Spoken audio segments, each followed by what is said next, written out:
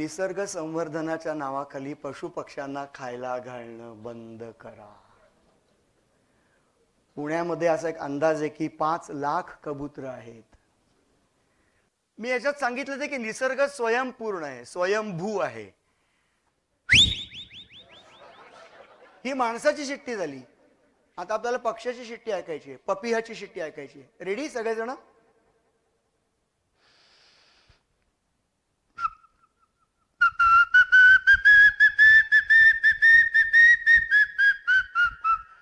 एक छोटासा पक्षी आहे, त्याचा नाव नाचरा. खूप छान शिळी घालतो बघा.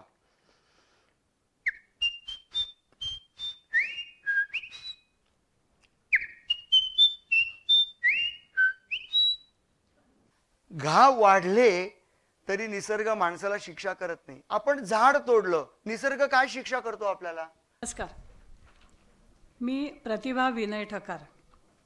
आज आपण जरी आजचं व्याख्यान सांगायचं म्हणजे डॉक्टर विनय ठकार स्मृती व्याख्यान म्हणून हे आयोजित केलेलं आहे. तात्यासाहेबांसारख्या अतिशय विद्वान आणि आपल्या सगळ्यांच्या तात्या अशा माणसाच्या स्मरणयात्रेमध्ये मला त्यांचं स्मरण करायची संधी मिळते, ह्याच्यासाठी मी प्रतिष्ठानची खूप आभारी आहे. आणि ही स्मृती जपून ठेवण्यात मला यांचे जवळचे मित्र श्रीयुत हेमंतराव टकले आणि वर्गमित्र शाळेपासून असलेले विलास लोणारी या दोघांनी आणि त्याच्याचबरोबर प्रतिष्ठानचे सर्व मान्यवर आणि सहकारी यांची खूपच मदत झाली आहे. जेव्हा नाशिक पक्षी मित्र मंडळाची स्थापना झाली तेव्हा किरण पुरंदरे खूप लहान होते.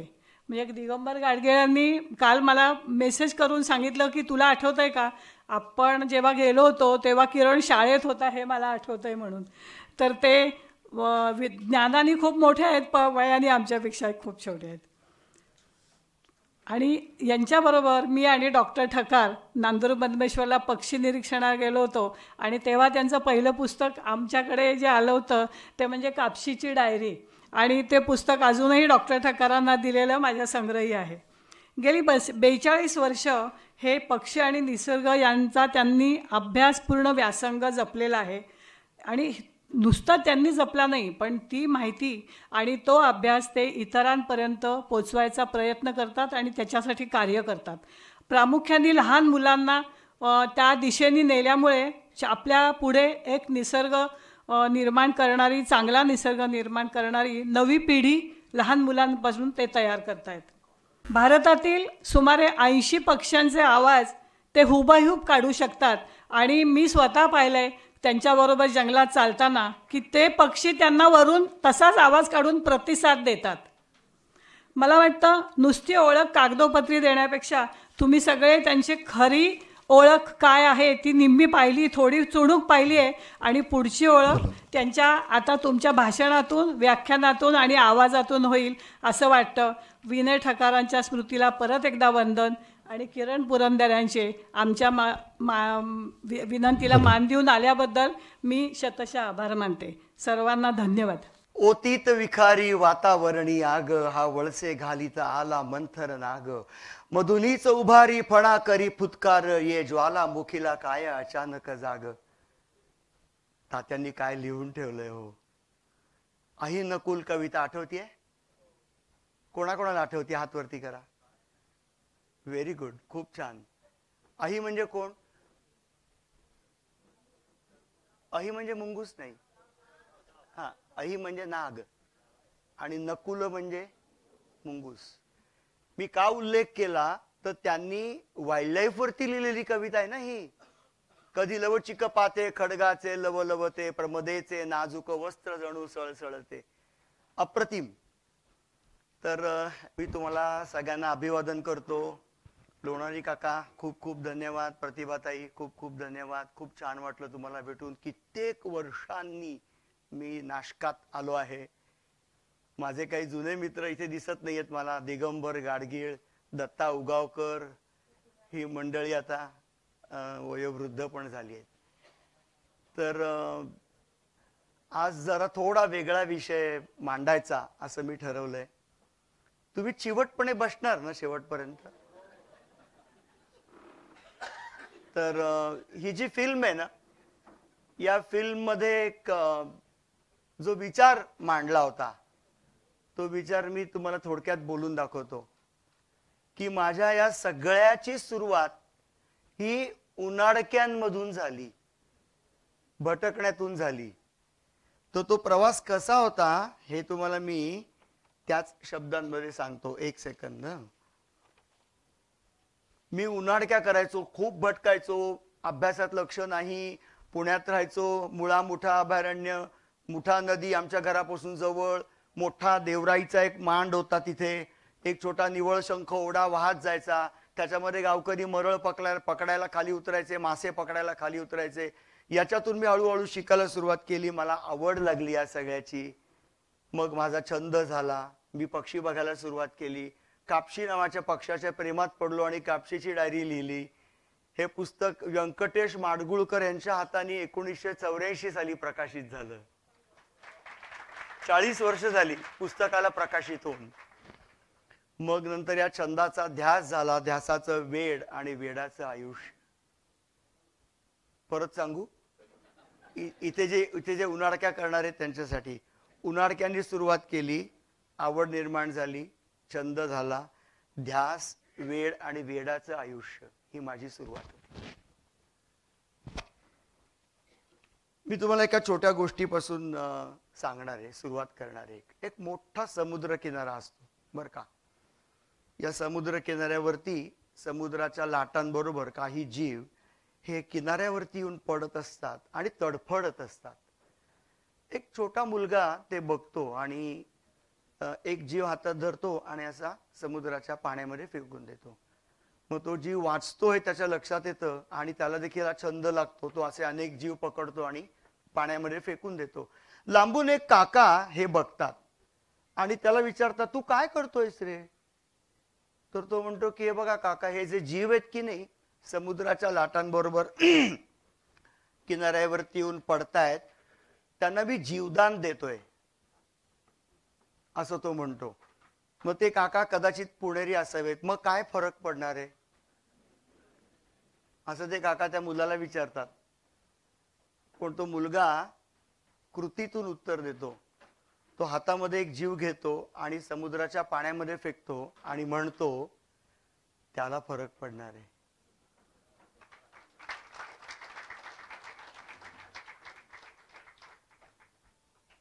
आपण नकळत कळत अनेक गोष्टी करत असतो आणि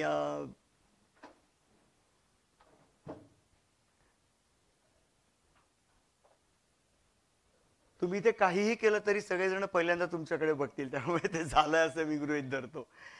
तर धन्यवाद. तर आपल्या पायाखाली लहान लहान मुंग्या किडे येतात की नाही? सांगा, येतात की नाही? एखादी जरी मुंगी आपल्या पायाखाली आली तरी ती मुंगी जगात एकमेव असते. मान्य आहे? ती मुंगी जगात एकमेव असते. तर मुद्दा असा आहे की निसर्गाच्या अभ्यासामध्ये, निसर्गाच्या संरक्षणामध्ये आपण केलेली कोणतीही छोटी कृती ही छोटी नसते, हे मला तुम्हाला सांगायचंय. कोणतंही काम तुम्ही केलं तरी ते मोठंच काम समजलं पाहिजे. कधीही असं म्हणायचं नाही मी छोटंसंच काम करतो. उलट म्हणायचं मी एक मुंगी वाचवली, मी मोठं काम केलं आज, असं म्हणायचं. पण मला सांगा, निसर्गासाठी माणूस की माणसासाठी निसर्ग? निसर्गासाठी माणूस. निसर्गासाठी माणूस या वाक्यामध्ये एक शब्द अडलेला आहे, लपला आहे, तो म्हणजे काटकसर. काटकसर हा शब्द किती जणांनी ऐकलाय? कदाचित तरुण पिढीमधल्या लोकांनी नसेल ऐकला. ऐकलाय काटकसर हा शब्द? ऐकलाय, व्हेरी गुड. तर काय करायचो आपण पूर्वी? काटकसर करायचो म्हणजे कुठल्याही वस्तूचा वापर आपण अत्यंत सावधगिरीने करायचो, डोळसपणे करायचो. माझ्या हातात एक कागद आहे, या कागदाच्या दोन्ही बाजूला लिहिलंय मी. दिसतंय लिहिलेलं? दिसतंय?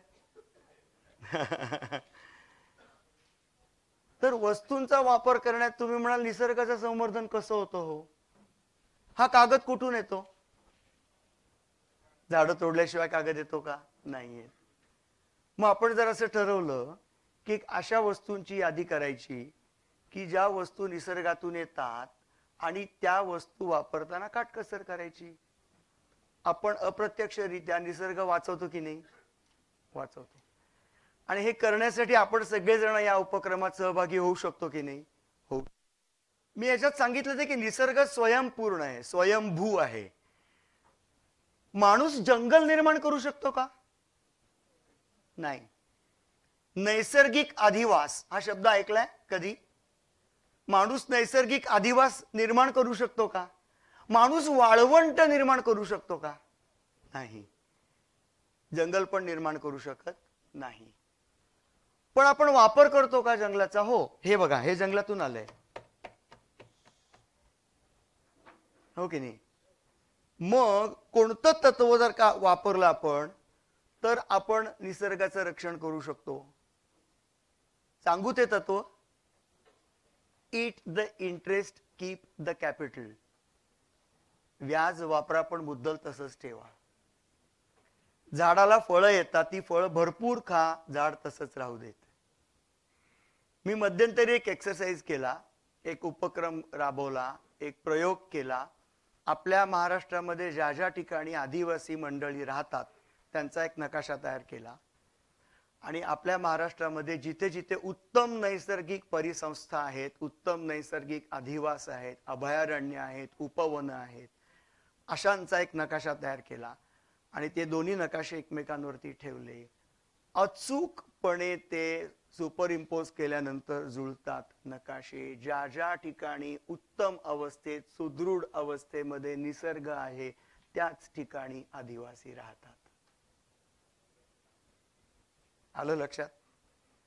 त्यामुळे यांना किती महत्व द्यायला पाहिजे आपण लक्षात घेतलं पाहिजे. कधी कधी ना अर्बनायझेशन असा एक शब्द वापरला जातो प्रतिभाताई.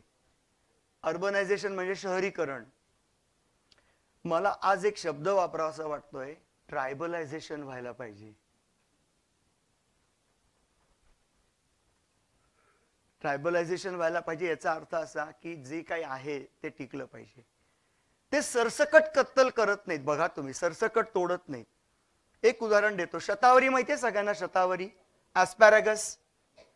या शतावरीची जी मुळं असतात की नाही ती खाल्ली जातात, काढली जातात, त्याचा वापर केला जातो. त्याच्यात एक तत्व आहे, त्याच्यात एक सत्व आहे, त्याच्यामध्ये एक ताकद आहे या मुळांमध्ये. गर्भवती स्त्रीला शतावरी कल्प दिला जातो, सगळं तुम्हाला माहिती आहे. या शतावरीची मुळं काढत असताना गोंड आदिवासी नमस्कार करतात पहिल्यांदा झाडाला. आणि ज्या बाजूनी ती मुळं काढणार आहेत त्या बाजूची मुळं काढून झाली की उरलेल्या तिन्ही बाजूंची मुळं तशीच ठेवली जातात. दक्षिणेची मुळं काढली की उत्तर, पूर्व आणि पश्चिमेची मुळं तशीच ठेवली जातात. काय अंडरस्टँडिंग आहे, हो की नाही?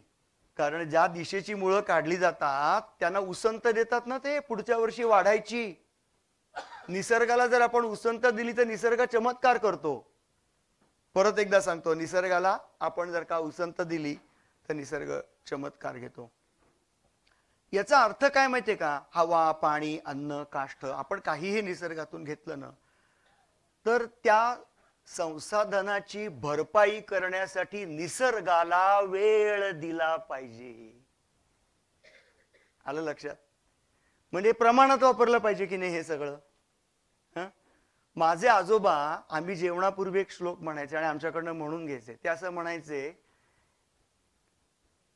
अति भोजने रोग येतो घराला, उपासे अति कष्ट होती जीवाला, फुका सांग अन्नास का नासवावे, प्रमाणामध्ये सर्व काही असावे. आणि हे जे प्रमाण आहे ते आपल्या दैनंदिन आयुष्यातल्या सगळ्याच गोष्टींना लागू आहे, हो की नाही? आहे की नाही? प्रमाणातच जेवलं पाहिजे, प्रमाणातच झोपलं पाहिजे, प्रमाणातच गोष्टी केल्या पाहिजेत, प्रमाणातच बोललं पाहिजे. प्रमाणाला पर्याय आहे का? काही नाहीये. त्यामुळे हे प्रमाण जे आहे ते आपल्याला समजायला पाहिजे. आणि हे जर का आपल्याला समजलं तर आपल्याला निसर्गाचं संवर्धन करायचं म्हणजे काय करायचं हे समजू शकतं. आपल्याकडे आता सध्या आहेत की नाही मला माहिती नाही, पण गोदरेजची कपाटं आहेत कोणाच्या घरामध्ये? आहेत, अजूनही असतील गोदरेजची कपाटं. या कपाटांमध्ये कप्पा असतो बघा, तो दागिन्यांचा कप्पा असतो किंवा काहीतरी महत्वाचे कागदपत्र ठेवलेले असतात, पैसे ठेवलेले असतात, रोकड ठेवलेली असते. तिथे चटकन हात घालतो का हो आपण? घरातले कोणीही नाही. त्याची किल्ली किंवा त्याचा ताबा गृहिणीकडे, घरातल्या कर्त्या पुरुषाकडे असतो. आपल्या देशामधली सगळी अभयारण्य आणि उपवनं ही गोदरेजच्या कपाटासारखी आहेत, त्यातल्या दागिन्यांच्या कप्प्यासारखी आहेत. कपड्यांच्या कप्प्यामध्ये लहान मुलं पण हात घालतात, कोणी पण हात घालतं. तर या सगळ्या संरक्षित प्रदेशांच्या बाहेरचे सगळे प्रदेश म्हणजे कपड्यांचे कप्पे आहेत. लक्षात येतंय? या कपड्यांच्या कप्प्याची समृद्धी कशी वाढवता येईल याच्या दृष्टीने आपण प्रयत्न करायला पाहिजे. कपड्यांचा कप्पा समृद्ध व्हायला पाहिजे. याचा अर्थ जिथे जिथे हे राहिलेलं आहे त्याच्या बाहेरचा जो सगळा परिसर आहे तो आपण संरक्षित केला पाहिजे. तुम्हाला आंब्याचं झाड आंब्याचं झाड बघितलंय सगळ्यांनी? मी लहान मुलांना आता प्रश्न विचारणार, ताई तू आंब्याचं झाड पाहिलंयस? आंब्याच्या झाडाला जेव्हा आंबे येतात तेव्हा काय होतं ग? काय होतं? तुझ्या तोंडाला पाणी सुटतं? काय होतं आणखीन? आंब्याच्या झाडाला आंबे येतात तेव्हा काय होतं? ग्रेप्स नाही रे बाबा, आंबा, मँगो. इंग्लिश मीडियम बहुतेक. आंब्याच्या झाडाला जेव्हा आंबे येतात ना मित्रांनो, तेव्हा फळांच्या भारानं झाड झुकतं. माणसानं निसर्गाकडनं काय घ्यावं? तर आपण कितीही मर्दुमकी गाजवली, कितीही कर्तबगारी गाजवली, कितीही यश मिळवलं, कितीही मोठं काम केलं, कितीही आपण कर्तृत्ववान असलो तरी सुद्धा आंब्याच्या झाडासारखं झुकलेलं असावं खाली. हे आंब्याच्या झाडाकडनं घ्यायला पाहिजे. मी असं एक विधान करणार आहे. काय समजतं ते सांगा, नाही समजलं तर सरळ सरळ विचारा. निसर्ग अंतप्राप्त आहे हा शब्द मराठीत आहे की नाही मला माहित नाही. निसर्ग अंतप्राप्त आहे, काय समजलं सांगा? नाही समजलं? तो रिसिव्हिंग एंडला आहे की नाही सांगा बरं? रिसिव्हिंग एंडला आहे की नाही निसर्ग? मान्य आहे? तुम्ही हातामध्ये काठी घेतली आणि ती अशी फिरवायला लागला तर कितीतरी झाडांच्या फांद्या तुटणार आहेत, पानं खाली पडणार आहेत. It is always at the receiving end. अंतप्राप्त आहे निसर्ग. त्यामुळे जबाबदारी कोणाची वाढते? आपली वाढते जबाबदारी. निसर्ग अंतप्राप्त असल्यामुळे आपली जबाबदारी वाढते, कारण आपण काहीही करू शकतो. बघा तुम्ही, हो की नाही? निसर्गाच्या बाबतीमध्ये आपण काही करू शकतो. त्यामुळे तो एक प्रकारे अंतप्राप्त आहे म्हणजे एक प्रकारे असुरक्षित आहे, हो की नाही? निसर्ग असुरक्षित आहे ना, आपण काही पण करू शकतो म्हणून आपली जबाबदारी वाढते. आपण तोंडामध्ये पाणी घेऊन चूल टाकली तरी गवताचं पाता हलणार आहे आणि वाऱ्याच्या झुळकीवरती पण डोलणार आहे. म्हणून आपली जबाबदारी वाढतीये. आपण माणसं आहोत, आपल्याला निसर्गाचा भाग आहोत असं आपण मानतो. आपल्याला बुद्धीचं वरदान दिलंय, मान्य आहे सगळ्यांना? आपल्याला बुद्धीचं वरदान दिलंय. पण माणसानं बुद्धीचं वरदान जरी दिलं तरी असं म्हणताना तरी त्याची जबाबदारी वाढते. त्यामुळे निसर्गाचं कसं भलं आहे, कशात भलं आहे हे आपल्याला नीट माहिती आहे, पण आपली बुद्धी आपल्या विरोधात जाते. थंड हवेच्या ठिकाणी गेलं की आपल्याला छान वाटतं ना, सापुतारा छान वाटतं ना. थंड हवेच्या ठिकाणी गेलं की भारी वाटतं, आपण आनंदित होतो, आपण मोकळे होतो. युफोरिया असा एक शब्द आहे बघा, युफोरिक वाटतं, आपण मोकळे होतो. याचं कारण माहितीये तुम्हाला? याचं कारण निसर्गाच्या संवेदना, निसर्गाच्या लहरी, निसर्गाची कंपनं, निसर्गाचे तरंग हे आपल्याला फार जवळचे वाटतात. त्यामुळे हा अनुभव घेताना आपण अतिशय दिग्मूढ होतो, आपण अवाक होतो. कधी कधी आपल्याला बोलता येत नाही. आभाळ भरून आलेलं असतं आणि आपण एखाद्या गडावरती पोचलेलो असतो आणि तो सगळा आकाशाचा पट बघताना आपल्याला कधी कधी बोलावंसं पण वाटत नाही. असं होतं, अनेक वेळा होतं. आपण सह्यमंडळ इथल्या एखाद्या किल्ल्यावरती गेलो, सह्यमंडळातल्या एखाद्या किल्ल्यावरती गेलो, एखाद्या गड कोटावरती गेलो, तर सह्यमंडळाचा सगळा देखावा बघून आपण स्तिमित होतो, कारण आपल्याला सह्य स्पर्श झालेला असतो, आपल्याला निसर्ग स्पर्श झालेला असतो. ज्यांना निसर्ग स्पर्श होत नाही त्यांच्या ओठांना कशाचा स्पर्श होतोय सांगण्याची गरज आहे? सापुतारा. मला प्रामाणिकपणे वाटतं की मला निसर्ग स्पर्श झालाय प्रतिभाताई. मी सतत अस्वस्थ असतो कारण निसर्ग स्पर्श झालेला आहे. माणसाची हाव वाढते आहे, मान्य आहे? माणसाची हाव वाढतीये. हाव वाढली की घाव वाढतात. हाव वाढली की घाव वाढतात.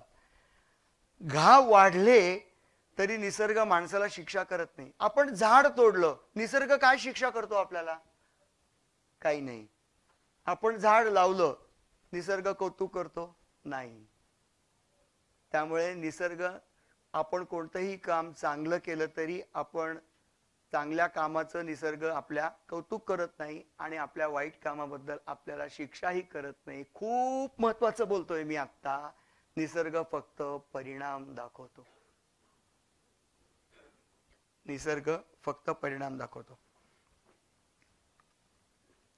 निसर्ग स्पर्श झाला की काय घडतं बघा.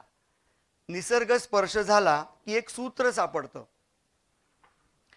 सूत्र सापडलं की कर्मभूमी सापडते.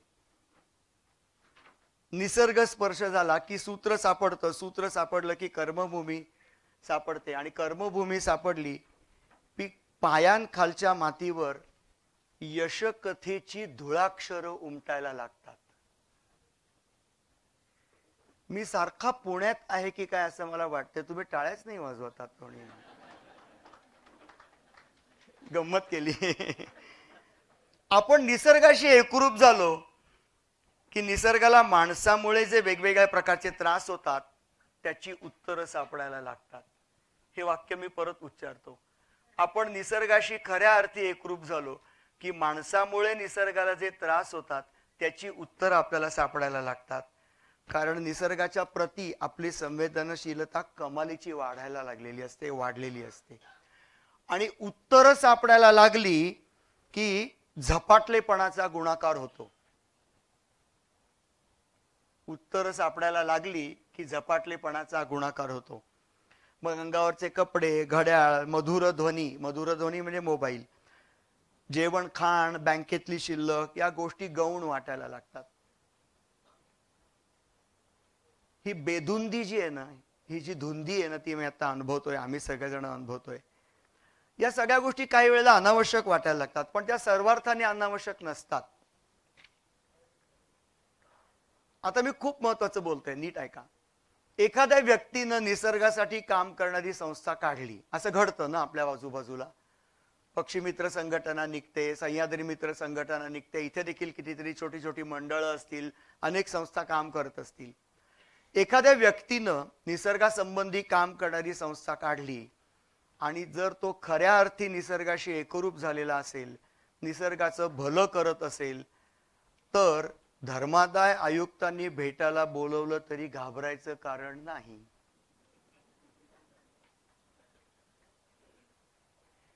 अशी व्यक्ती पहिल्यांदा निसर्गाला उत्तरदायी असते, धर्मादाय आयुक्तांना नाही.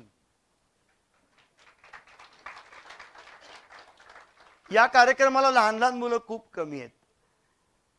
पण तुम्हाला एक गोष्ट सांगू, ही सगळी जी लहान मुलं आहेत ना, ती जन्मजात निसर्गप्रेमी आहेत, जन्मजात निसर्गवादी आहेत. Every child is a born environmentalist असं म्हणतात.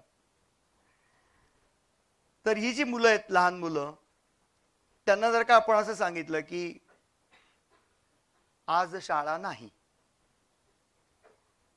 काय भारी आयडिया आहे ना, आज शाळा नाही, तर ती काय करतील माहितीये का? ती बाहेर पडतील पहिल्यांदा, घरात नाही थांबणार.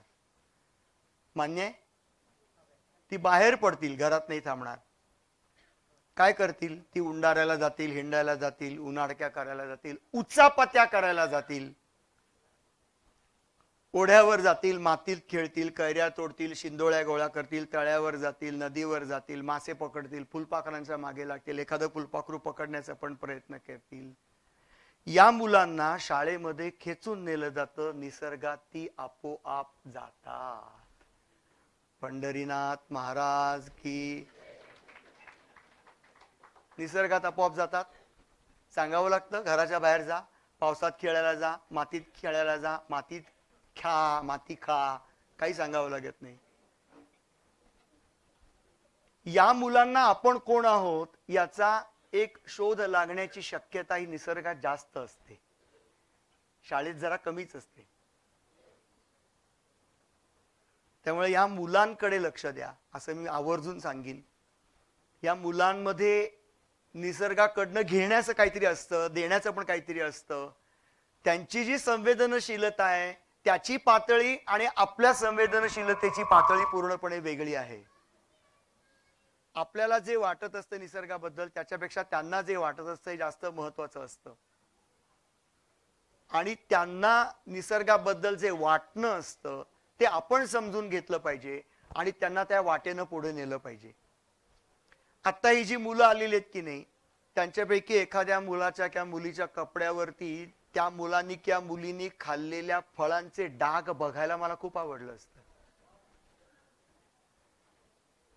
जांभळाचे डाग पडलेत वगैरे, मस्त मजा.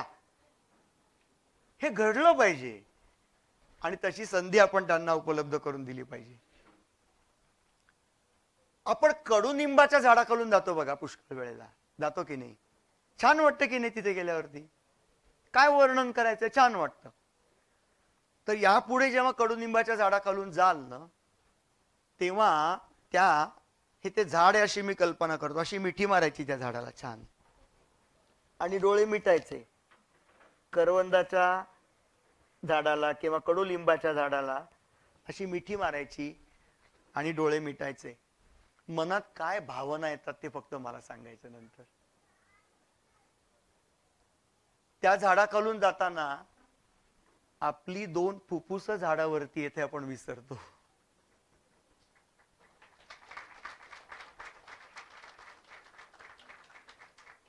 किती देतात झाडं आपल्याला. आता आणखीन एक गंमत आहे निसर्गाची. निसर्गातले काही काही आविष्कार असे असतात की जे बघितल्यानंतर एक लहान मुलगा काय किंवा त्याचे आजोबा काय सगळे एका व्यासपीठावरती आणतो बघा निसर्ग. अनिल बरोबर आहे? एका व्यासपीठावरती आणतो.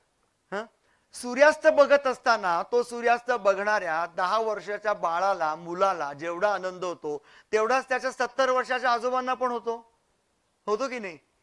किती चटकन निसर्ग दोघांना एका व्यासपीठावर आणतो. ही महानता आहे निसर्गाची. हे मोठेपण आहे निसर्गाचं. श्रावणातल्या आकाशामध्ये इंद्रधनुष्य उमटलं की एक लहान मुलगा आणि त्याचे आजोबा सहज ते निसर्ग दृश्य बघत असतात. सूर्योदय, सूर्यास्त, चंद्रोदय, चंद्रास्त, आकाशगंगा, तारे, तारका, पाऊस, इंद्रधनुष्य हे सगळे निसर्गाचे आविष्कार पाहत असताना वयोगटाची बंधनं पिवळ्या पानांसारखी गळून पडतात.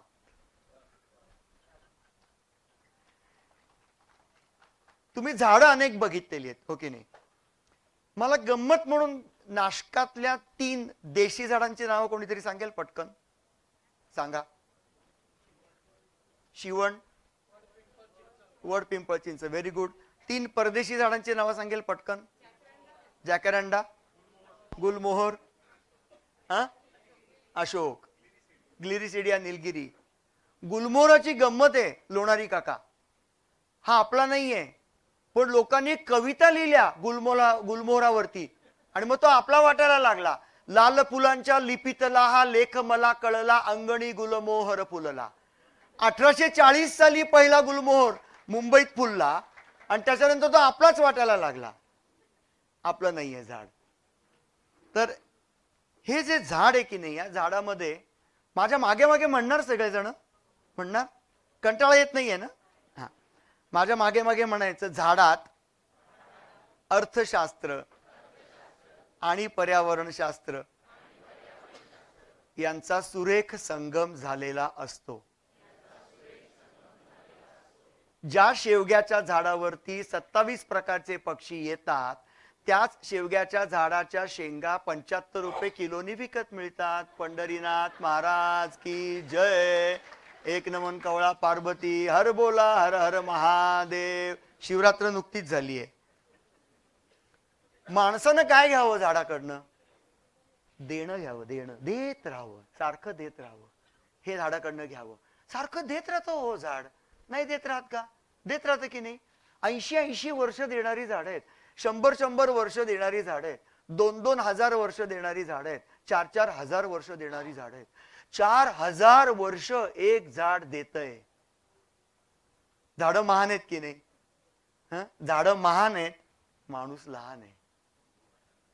माणूस लहान आहे, झाडं महान आहेत. या निसर्गामध्ये उधळमाधळ नाहीये. निसर्गामध्ये शेवटच्या कणापर्यंत वस्तूचा वापर आहे. मान्य आहे? 1000 किलो वजनाचा गवा असतो. गवा नावाचा प्राणी माहितीये? गवा म्हणजे इंडियन गॉर. त्याला चुकून बायसन म्हणतात, पण bisons are not found in India. Indian gaur. तर हा जो गॉर आहे ना, तो त्याच्या नाकातून जोरात हवा बाहेर सोडतो. आणि देशपांडे, परांजपे, पुराणिक आणि कुलकर्णी या चौघांच्या घरामधल्या प्रेशर कुकरच्या शिट्ट्या जर का एका वेळेला वाजल्या तर जसा आवाज होईल तसा आवाज गवा काढतो. ऐकायचा आवाज गव्याचा? R you ready? काय रे बाबा, काय होतंय? त्याच्यापेक्षा मोठा असतो आवाज. असा आवाज हा गवा काढतो. हा गवा 1000 किलो वजनाचा असतो, म्हणजे सहज कडेवर घेता येईल. 1000 किलो वजनाचा प्राणी मंडळी जर जंगलामध्ये मरून पडला, साधारणपणे 35 ते 40 दिवसामध्ये निसर्ग नावाचा महान गुरु त्या मेलेल्या गव्याच्या मांसाची, हाडाची, सगळ्याची यशस्वी विल्हेवाट लावतो. 1000 किलो बायोमास खूप मोठा आहे. आणि आपण 2 किलो कचऱ्याचा कसा निचरा करायचा हा प्रश्न पडतो आपल्याला. किती निसर्गाच्या विरुद्ध वागतो. निसर्गाचे भाग असून निसर्गाच्या विरुद्ध वागतो. निसर्गामध्ये उधळमाधळ नाहीये, शेवटच्या कणापर्यंत वापर आहे. परवा आमच्या गावाच्या जवळ मी असाच फिरताना स्पॉटेड डव नावाचा एक पक्षी मृत्युमुखी पडलेला बघितला. तर झाडावरच्या मुंग्यांना खाली जमिनीवरती पडलेला पक्षी कसा दिसला मला माहिती नाही. कदाचित त्यांना वास आला असेल. त्या मुंग्या हळूहळू हळूहळू खाली उतरल्या. त्या मुंग्यांचं नाव आहे क्रिमॅटोगॅस्टर ट्री अँट्स. त्या ट्री अँट्स खाली उतरल्या आणि त्या पक्षाच्या जवळ आल्या. पक्षाचा सर्वात सॉफ्ट पार्ट कोणता होता तर त्याचा डोळा आणि त्याची चोच. तिथून त्यांनी एंट्री केली त्या मुंग्यांनी. आणि साधारणपणे 10 ते 12 दिवसामध्ये जवळजवळ 4 ते 5 हजार मुंग्यांनी ते स्पॉटेड डव पूर्णपणे खाऊन टाकलं. मी उचललं तर भुसकापुरी, काहीच नव्हतं आतमध्ये, फक्त पिसं दिसत होती. शेवटच्या कणापर्यंत वापर आहे. आणि म्हणून आज आपण सगळ्यांनी प्रतिज्ञा करूयात की आम्ही जेव्हा जेवायला बसू तेव्हा वाढून घेतलेलं सगळं अन्न आम्ही खाऊन टाकू. आम्ही ते वाया घालवणार नाही. आम्ही फेकून देणार नाही अन्न. मोठ्या मोठ्या लग्न समारंभांमध्ये ज्या बकेट्स ठेवलेल्या असतात ताटं गोळा करण्यासाठी, त्याच्यामध्ये जिलब्याच्या चळतीच्या चळती दिसतात, श्रीखंडाचे लपकेचे लपके दिसतात. काय करतो आपण? माझ्याकडे एक फोटो आहे, मी तुम्हाला कोणाला तरी पाठवीन, शहाजी किंवा अनिलला पाठवीन. तो फोटो तुम्ही सगळीकडे पाठवा. मी एका शेतकऱ्याच्या पायाचा फोटो काढलाय आणि मी त्या पायांना रोज नमस्कार करतो की बाबा तू अन्न देतोयस आम्हाला. कोणामुळे अन्न मिळतं हो आपल्याला? नाही मिळत शेतकऱ्यामुळे आपल्याला अन्न. आणि किती वाया घालवतो आपण, काय करतो? हवं तेवढंच आपण वापरलं पाहिजे, खाल्लं पाहिजे, पचवण्याचा प्रयत्न केला पाहिजे. प्रमाणात खाल्लं तर पचतं. बरोबर आहे?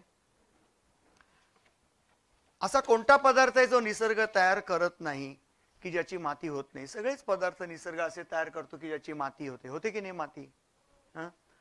पण प्लास्टिक नावाच्या पदार्थाची माती होत का बरं? जोरात नाही म्हणालास, का होत नाही? थांबा ना, त्याच्याकडे काहीतरी उत्तर असेल ना. अरे पण माती का होत नाही? मग प्लास्टिक आहे म्हणून माती होत नाही म्हणजे काय आहे? ऐकू येत आहे सगळ्यांना? आपण एक कल्पना करू.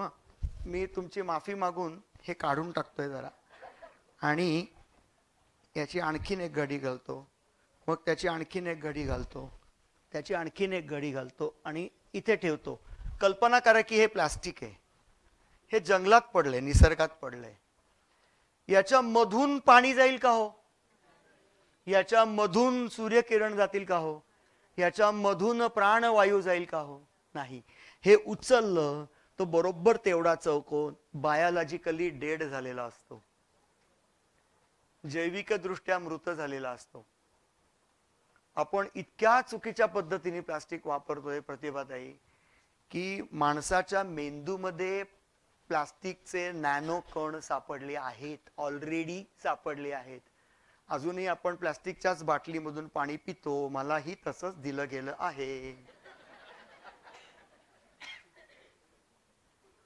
काय करतो याचा आपण नंतर? फेकून देतो की नाही? खरं सांगा, फेकून देतो की नाही? कशासाठी? तांब्या कुठे गेला? तांब्या पूर्वीचा जुन्या पिढीतले लोक तांब्या, हॅलो तांब्या आहे ना? तांब्या वापरायला पाहिजे. तांब्या हेच सोल्युशन आहे. प्लास्टिकची माती होत नाही रे मित्रा, जीवाणू विषाणू कोणीच काम करत नाही त्याच्यावरती. त्यामुळे ते वर्षानुवर्ष तसंच पडून राहतं आणि कुठेही सापडेल प्लास्टिक. तुम्हाला माहितीये ना, अंतराळामध्ये डेब्री आहे, डेब्री. अंतराळात पण कचरा आहे आणि माणसाला इतकी भीती वाटली की त्या कचऱ्याच्या जवळनं जर का आपलं यान गेलं तर भस्मसात होईल. ते इतकी भीती. अटलांटिक महासागराच्या तळाशी पण प्लास्टिक आहे आणि एव्हरेस्टवर पण प्लास्टिक आहे. कुठे फेकतो, काय करतो आपण, हे लक्षात घ्यायचं. त्यामुळे उद्यापासून प्लास्टिकचा वापर कमीत कमी करायचाच नाही. माझ्या मागे मागे म्हणणार रिजेक्ट. रिजेक्ट जरा जोरात म्हणा, कारण रिजेक्ट असं नाही. रिजेक्ट, रियूज, रिसायकल हे 3 शब्द लक्षात ठेवायचे. निसर्ग अशी कुठलीही वस्तू बनवत नाही ज्याची माती होत नाही. ग्लोबल नेचर कॉन्झर्वेशन इंडेक्स तयार केला गेलेला आहे. नीट आहे का? काही पत्रकार मंडळी आली आहेत का इथे? आहेत. ग्लोबल नेचर कॉन्झर्वेशन इंडेक्स तयार केला गेलेला आहे आणि तो IUCN नावाच्या संस्थेने तयार केला. International union for conservation of nature and natural resources, मारुतीच्या शेपटीसारखं लांब लचक नाव असलेली संस्था. या संस्थेने बनवलेला आहे तो इंडेक्स. तर ज्याच्यामध्ये 180 देशांचा अभ्यास केला गेला. सांगायला लाज वाटते, ऐकलं की जिव्हारी लागतं. आपला देश 176व्या नंबरवरती आहे. ग्लोबल नेचर कॉन्झर्वेशन इंडेक्स म्हणजे जागतिक निसर्ग संवर्धन निर्देशांक. मराठी बोललं पाहिजे ना, मराठी. जागतिक निसर्ग संवर्धन निर्देशांक. तर याच्यासाठी याचा अर्थ असा की आपल्याला खूप काम करायला पाहिजे. तुम्ही चितळे बंधूंच्या दुकानात गेलाय का हो? कधी गेला? राजाभाऊ चितळे पेढे खाताना बघितले का कोणी? किंवा बुंदीचे लाडू हाणतायत? नाही बघितले. याला मराठीमध्ये एक इंटरेस्टिंग शब्द मी कॉइन करण्याचा प्रयत्न करतोय, हलवायाची मानसिकता. म्हणजे काय? तर इतकं अबंडंट आहे की लक्ष देत नाही आपण कशाकडे, नाही का? चितळे बंधू 24 तास मिठाईतच बसलेले असतात, ते कशाला खातील काही? तसं आपल्या देशातल्या लोकांची कधी कधी अशी मनोवृत्ती होते की माझ्या भोवती सगळं आहे, आमच्याकडे जंगल आहे, आमच्याकडे निसर्ग आहे, आमच्याकडे पक्षी आहेत, आमच्याकडे वाळवंट आहे, नद्या आहेत, सगळं आहे, अबंडंट आहे, भरपूर आहे, समृद्ध आहे, म्हणून आपण दुर्लक्ष करतो. याला म्हणतात हलवायाची मानसिकता. असं करून आता आपल्याला चालणार नाही, कारण फार झपाट्याने हे सगळं नष्ट होतंय. आणखीन एक निसर्गाचं वैशिष्ट्य आहे, निसर्ग हा सगळ्यांना सामावून घेतो. उदाहरण देता येईल पटकन? निसर्ग हा सगळ्यांना सामावून घेतो, माणसासकट सगळ्यांना. मला सुचलंय उदाहरण पटकन. जंगलातला पाणवठा, जंगलातला झरा आहे की नाही, सगळ्यांना सामावून घेतो की नाही? छोट्या मुंगीपासून हत्तीपर्यंत सगळे तिथे येतात की नाही? तिथे पाणी पितात की नाही? माणूस पण थकला भागला की ओढ्यावरती किंवा झऱ्यावरती जातो आणि पाणी पितो. त्यामुळे नैसर्गिक झऱ्यामुळे तयार झालेला पाणवठा हे त्याचं एक उत्तम उदाहरण आहे. आणि याचा अभ्यास समर्थ रामदासांनी केला होता किती वर्षांपूर्वी, काय 300 वर्षांपूर्वी वगैरे वगैरे. ते असं म्हणतात, झिरपे झरे पाझरे जळ, दुरुनी झळके झळाळ, झडझडा झळकती सकळ, प्राणी तेथे. काय लिहून ठेवलंय हो, काय लिहून ठेवलंय. केवढा अभ्यास केला असेल तेव्हा त्यांनी, समर्थांनी. निसर्गाचा अभ्यास आहे. बलवीर्यो पन्ना नाम रूप यौवन शालिनाम, षष्ठस्तु पंथा हंसानाम वैनतेय गती परा. वाल्मिकींनी किष्किंधा कांडामध्ये पक्ष्यांच्या गतींचं वर्णन केलंय आणि ते म्हणतात की वैनतेयाची गती ही सर्वोत्कृष्ट गती आहे, गरुडाची गती ही सर्वोत्कृष्ट गती आहे. केवढा अभ्यास आपल्याच लोकांनी आधीच करून ठेवलाय, केलाय की नाही. तर ते आपलं धन आहे, ती आपली संस्कृती आहे, ती आपली परंपरा आहे, ती आपली माती आहे, ती आपली माणसं आहेत. त्यांनी हे काम करून ठेवलेलं आहे. त्याच्याकडे जरूर बघायला पाहिजे आणि आपण लक्ष दिलं पाहिजे त्याच्याकडे. कधी कधी असं म्हणावंसं वाटतं की अगदी कालपर्यंत आजपर्यंत आपण निसर्गाचं इतकं वाईट केलेलं आहे की आता कमी वाईट करणं एवढंच आपल्या हातात आहे. मान्य आहे? डुईंग लेस इव्हिल. आपण या इंडस्ट्रियलायझेशनच्या नादामध्ये, विकासाच्या नादामध्ये, विकासाच्या रेट्यामध्ये इतके पुढे आलेलो आहेत सगळे. धाव धाव धाव धाव धावून धावून बिल्डिंगी बिल्डिंगी बिल्डिंगी. पुण्यात तर 40 मजले बिल्डिंग आता होत आहेत. मेट्रो आली, माणसांना जागा नाही, राहायला जागा नाही. एक जण शिंकला तरी दुसऱ्याच्या अंगावरती उडतंय. काय चाललंय? थांबायलाच वेळ नाहीये कोणाला.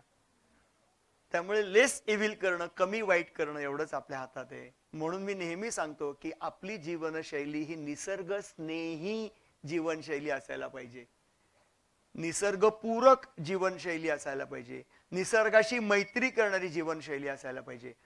त्यामुळे आपण एक पटकन शपथ घेऊयात. असा हात लांब करा. मी निसर्गाचा कधीही नाश करणार नाही. छोटी छोटी अंतर चालत जाईन, काटकसरीने राहीन, कागदाचा दोन्ही बाजूंनी उपयोग करीन, ताटात वाढून घेतलेलं अन्न संपूर्णपणे खाईन, वर्षातून किमान एकदा तरी वीज वापरणार नाही, माझ्या स्वतःच्या वाढदिवसाच्या दिवशी एक तरी झाड लावीन.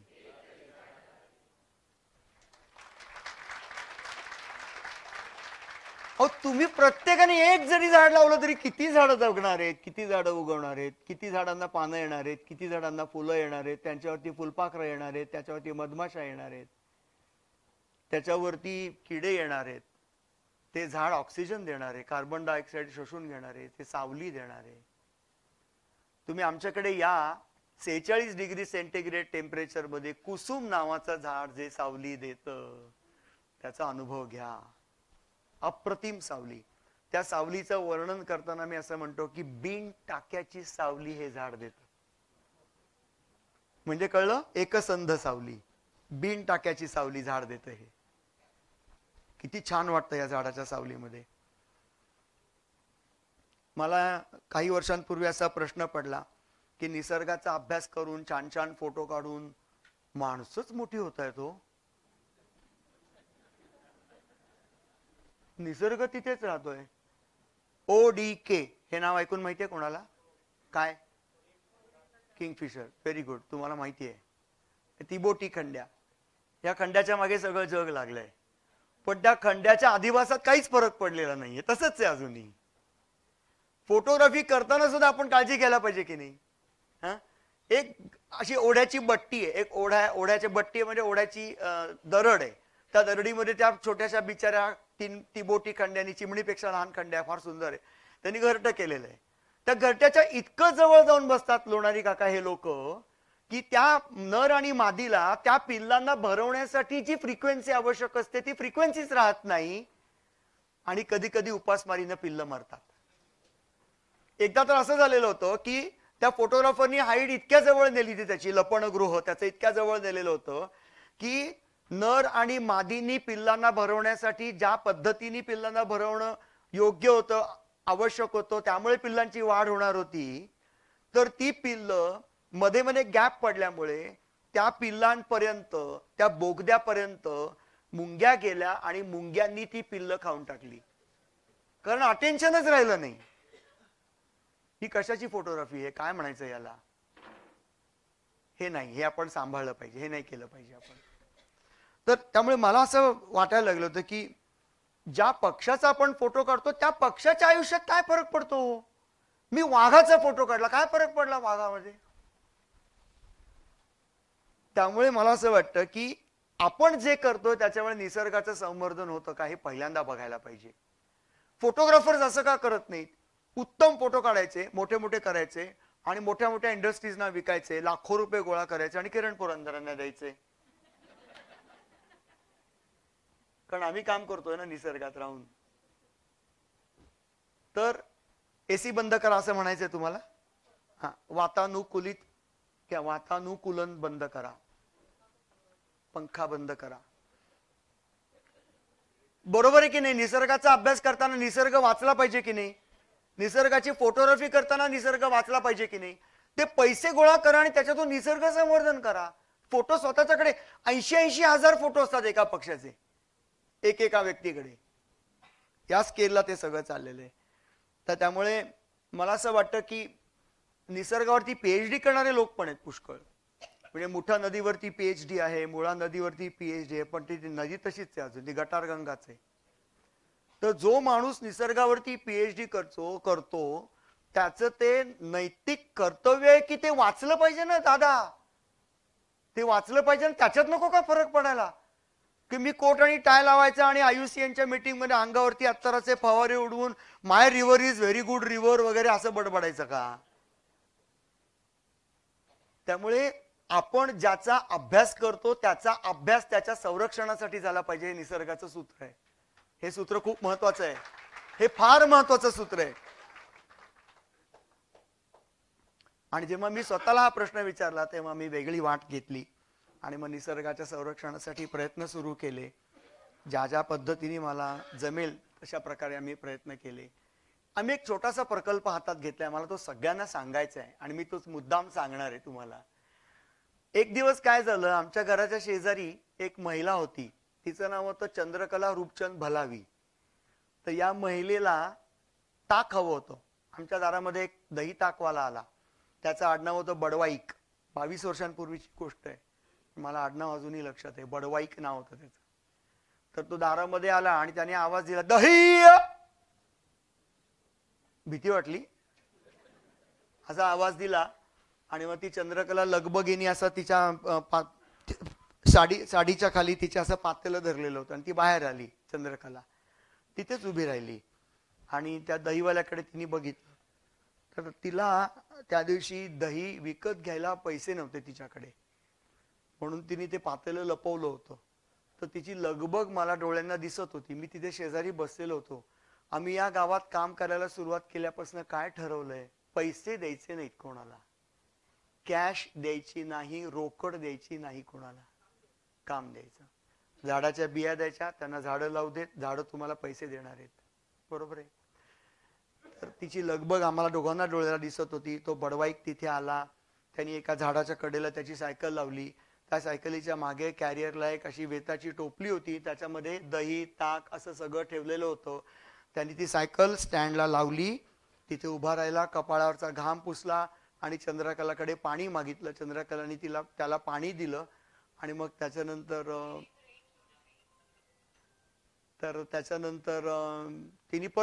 ती परत माझ्याकडे बघायला लागली. आणि मग तेव्हा परत मला असं वाटायला लागलं की तिला पैसे हवेत म्हणून. पण मी परत मान खाली घातली. मग तिच्या लक्षात आलं की तिला कोणी पैसे देणार नाहीये. तर ही तिची लगबग, ही तिची अस्वस्थता, तिच्या चेहऱ्यावर दिसणारा गोंधळ त्या बडवाईकच्या लक्षात आला. त्यांनी एका लहान मुलाला, ज्या झाडाच्या शेजारी त्यांनी सायकल लावलेली होती त्या शेवग्याच्या झाडावर चढवलं, शेंगा घेतल्या आणि हिला दही दिलं. ही एका फार मोठ्या प्रकल्पाची छोटीशी सुरुवात. जशी नदीची सुरुवात अगदी लहान असते तशी. कुणाचा तरी मोबाईल वाजतोय सारखा, मधुर ध्वनी, मधुर आवाज काढतोय. त्याचं काहीतरी करा. बंद करा मोबाईल. तर ही त्या छोट्याशा प्रकल्पाची सुरुवात. काय फंड आहे बघा, एकदम सोपा आहे.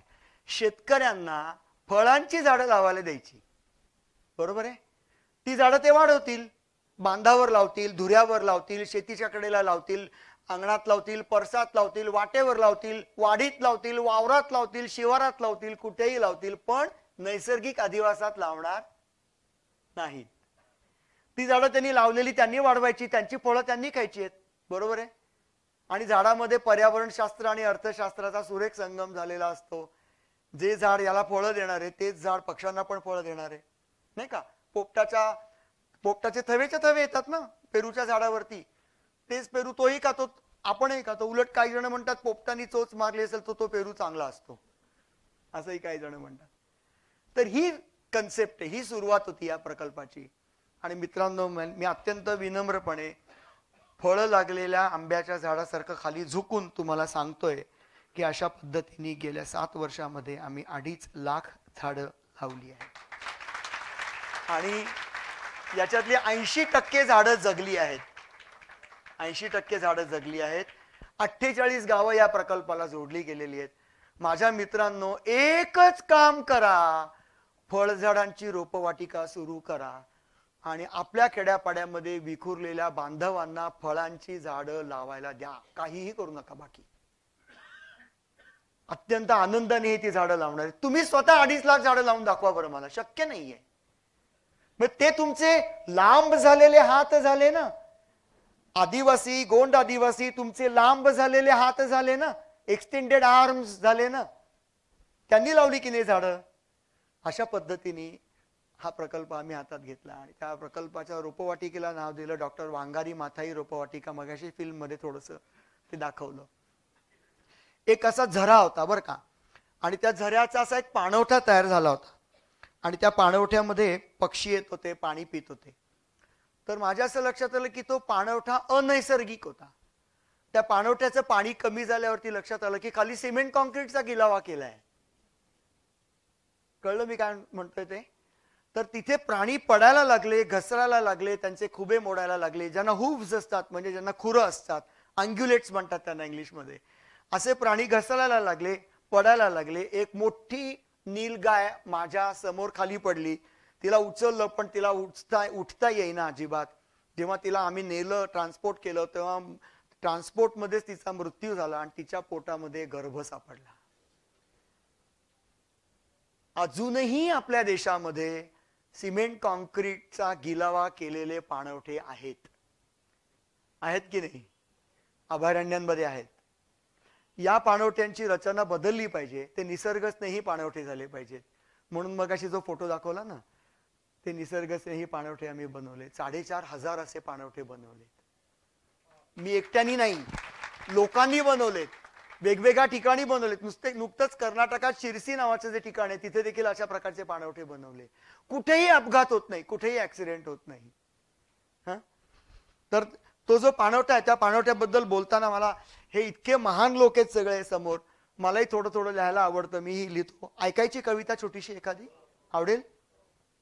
पाखराशी प्रीत जडता भरारलो त्याच्या सवे, फुल फुलता सावरीचे गातसे त्याचेच गाणे.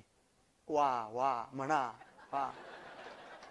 पाखराशी प्रीत जडता भरारलो त्याच्या सवे, फुल फुलता सावरीचे गातसे त्याचेच गाणे. रात्र सरता जाग यावी सूर त्याचे ओळखीचे, शिशिरातही रान भरी इंद्रधनु भीर भीरते. सूर त्याचे सूर माझे प्रेम रंगी नाहले, अर्थहीन आयुष्याचे अर्थपूर्ण गीत झाले. आगळा मी वेगळा मी लख लखता मोर मी, गडद निळ्या नभांगणी फडफडता जीव मी. सांज ढळता ओढ लागे दुरातल्या कोटराची, फुल फुलले सावरीचे भेट होता काळजाची. असे माझे मैत्र आहे स्वप्न द्विजांचे नित्य पाहे, हृदयातील घरट्यात माझी या चिवचिवणारी 2 पाखरे.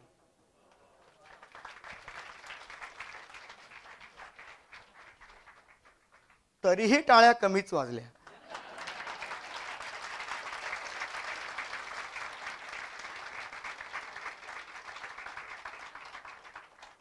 निसर्गाचं एक वैशिष्ट्य काय माहितीये का, की कोणत्याही नैसर्गिक अधिवासामध्ये कितीतरी जीव राहतात एकत्र, असतात की नाही सांगा.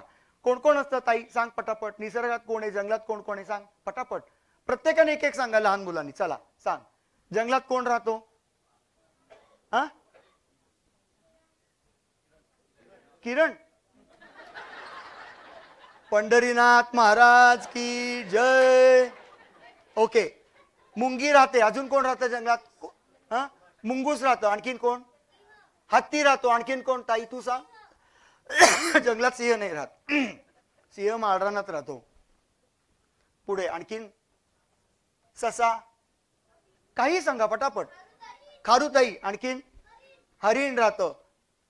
हे सगळेजण राहतात की नाही जंगलामध्ये? अनंत जीव जंगलात राहतात. हे मान्य आहे का? गोंधळ आहे का हो कुठे?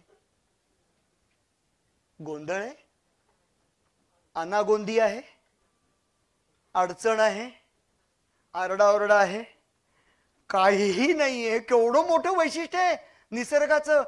4 माणसं एकत्र आली तरी केवढा गोंधळ होतो, आणि हजारो जीव राहतात एकत्र तरी कुठेही गोंधळ नाहीये. हे निसर्गाचं मला फार मोठं वैशिष्ट्य वाटतं. निसर्गामध्ये विस्कळीतपणा आहे, पण या विस्कळीतपणात पण एक शिस्त आहे. आपण निसर्गाकडनं काय काय घ्यावं सांगा पटापट. मला असं वाटतं मुंगीकडनं आपण कार्यमग्नता घ्यावी. सतत काम करत असते की नाही मुंगी. तू झोपलेली मुंगी बघितली का ग कधी? तू बघितली? तुम्ही बघितली? कोणीही बघितलेली नाहीये. या पृथ्वी तलावावरती झोपलेली मुंगी कोणीही बघितलेली नाही. पंढरीनाथ महाराज की.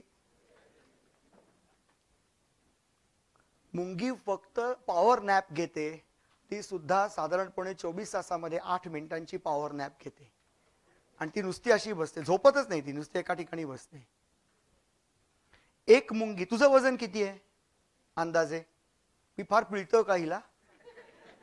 तुझं वजन किती अंदाजे? 24 किलोग्रॅम्स. मराठीमध्ये 24 म्हणूयात आपण. मराठी तात्या कुसुमाग्रज. 24 गुणिले 50 किती? कल्याण. कल्याण करी राम राया. एक मुंगी तिच्या वजनाच्या 50 पट वजन उचलू शकते. करा गुणाकार 24 गुणिले 50 आणि उचला तेवढं वजन. मुंगीकडनं काय शिकायची? कार्यमग्नता. सतत काहीतरी करत राहायला पाहिजे. कोल्ह्याकडनं काय शिकायचं? एकटं राहिलं पाहिजे. म्हणून मी एकटा 450 दिवस राहिलो जंगलामध्ये. एकटाच राहिलो 450 दिवस. आणखीन कोणाकडनं काय शिकायचं आपण? गरुडाकडनं काय शिकायची? भरारी शिकायची गरुडाकडनं. काय भरारी असते गरुडाची, हो की नाही? उत्तुंग भरारी मारतो गरुड. कधी कधी 20,000 फुटांवरती पण उडतो. मी तर 22,000 फुटांवरती उडणारा गरुड बघितलेला. गोल्डन इगल, सुवर्ण गरुड 22,000 फूट उंचावरती उडताना पाहिला होता. का अंतर झालं का चेष्टा आहे? हे शिकावं गरुडाकडनं. मुंगीकडनं कार्यमग्नता शिकावी. मधमाशीकडनं पण कार्यमग्नता शिकावी. 1 किलो मध तयार करण्यासाठी मधमाशांना किती फुलांना भेट द्यावी लागत असेल सांगा? 1 किलो मध जेव्हा पोळ्यामध्ये तयार होतो तेव्हा त्या पोळ्यातल्या मधमाशांनी किती फुलांना भेट दिलेली असते तेव्हा 1 किलो मध तयार होतो? 40 लाख. उद्याच्या वर्तमानपत्रात आलं पाहिजे लिहून. 40 लाख फुलांना भेट देतात मधमाशा, तेव्हा 1 किलो मध तयार होतो. आणि मधमाशीला कधी कधी कळत नाही. आपल्याला कधी कधी असं होतं बघ की एखादा सण येतो, मग त्या दिवशी गोडाधोडाचं केलं जातं घरामध्ये, श्रीखंड केलं जातं, मग आपण जरा दाबतोच त्या दिवशी जास्त. मग एका वाटीच्या ऐवजी 2 वाटी. मग असं खाता खाता जेवण होतं सगळं. मग हळूच कोणतरी सांगता पंखा लावा की मग डाराडूर पंढरपूर. आणि त्याच वेळेला एक पक्षी पण आवाज करतो, आणि तो आवाज जसा जसा यायला लागतो तसा तसा आपली झोप, आपली डुलकी गडद होते. कोणता पक्षी ऐकायचाय? ऐकायचाय? तांबट नावाच्या पक्षाचा आवाज. Copper Smith barbette.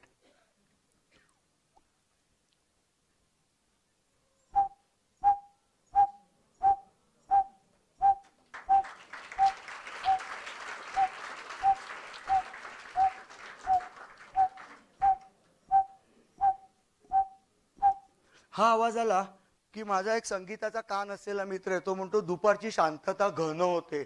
मी म्हटलं कसली घन, इथं डुलक्या घेतात लोक, झोपतात. तर ही जी मधमाशी आहे ती कधी कधी इतका मधुर रस पिते. सगळ्या धड्यांमध्ये आपल्या जगातल्या जगातल्या माहिती नाही, आपल्या देशातल्या सगळ्या धड्यांमध्ये असं लिहिलेलं आहे फुलामध्ये मध असतं म्हणून. फुलात मध नाहीये. फुलात काय असतं म्हणजे काय, मकरंद, मधुरस असतो. तर त्यामुळे मधमाशी मध तयार करते, फुलामध्ये मधुरस असतो असं छापलं गेलं पाहिजे धड्यामध्ये. तर ही मधमाशी जेव्हा फुलातला मकरंद पिते तेव्हा या मधमाशांना ते पिता पिता कळत नाही आपण किती पितोय, फुलांवरती बसल्या बसल्या डुलक्या घेतात. मधमाशा तिथेच असा अभ्यास झालेला आहे, असा अभ्यास झालाय. तिथेच शांत बसलेल्या मधमाशा दिसल्या ना फुलांवरती,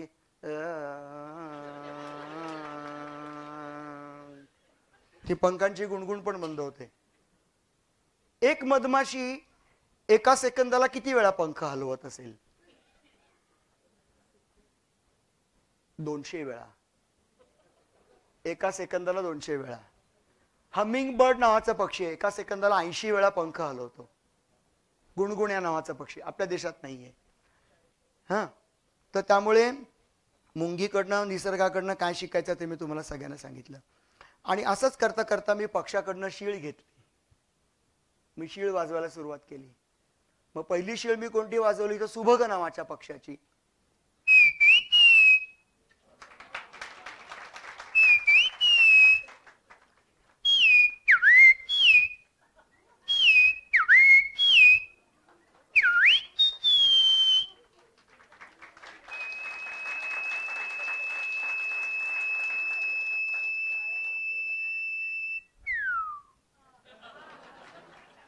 अशी पण एक. ओके, एक विनंती करतो, आवाज वाजवला टाळ्या वाजवणार. कधी कधी असा पण एक आवाज.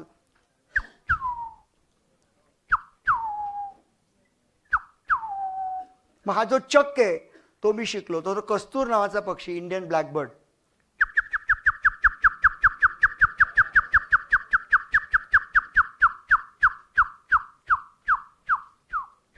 गेला. मग तित्तीर पक्षी, लांबून आवाज येतो, ग्रे फ्रँकोलिन.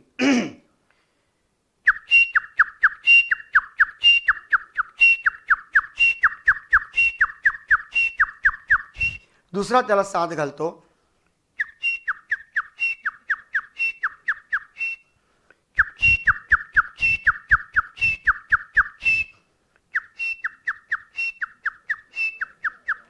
तिसरा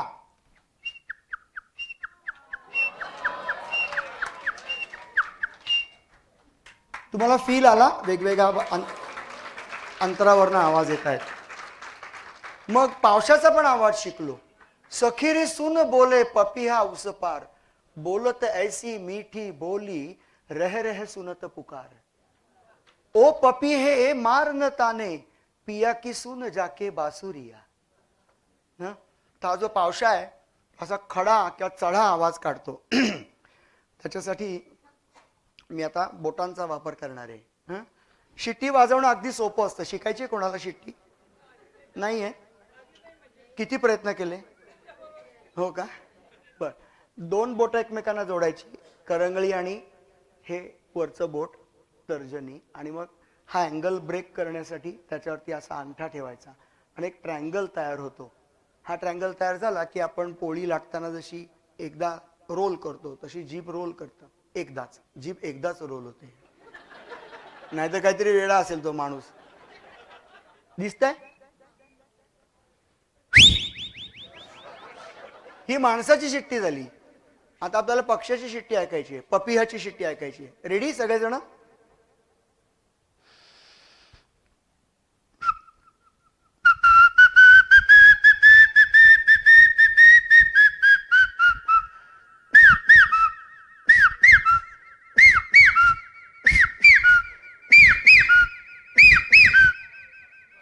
पपिहा.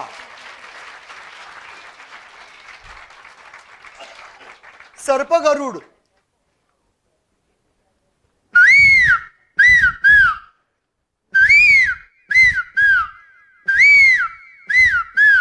सर्प गरुड हा पण असा एक फार सुंदर आवाज काढतो. अशी मी शीळ शिकलो पक्ष्यांकडनं. आणि मग कधी कधी असं म्हणायचं वाटतं की ज्यांना शीळ घालता येत नाही ते कायम कोरडेच असतात. कितीतरी बरे प्रसंग येतात पण आयुष्यभर कुढत बसतात. शीळ नेहमी जवळ असावी श्रीकृष्णाच्या बासरी सारखी, मग अशी फुंक मारावी की एखादी राधा भाळावी. आपली शीळ कोणती हे आपणच ठरवायचं असतं. मनानं फक्त जवान राहायचं असतं, आहे की नाही? आजोबा पण शीळ मारतात की, मजा येते शीळ मारायला. शीळ मारतच नाहीत आजकाल लोक, शिट्ट्या मारतच नाहीत आजकाल लोक. एक छोटासा पक्षी आहे त्याचा नाव नाचरा, खूप छान शीळ घालतो बघा.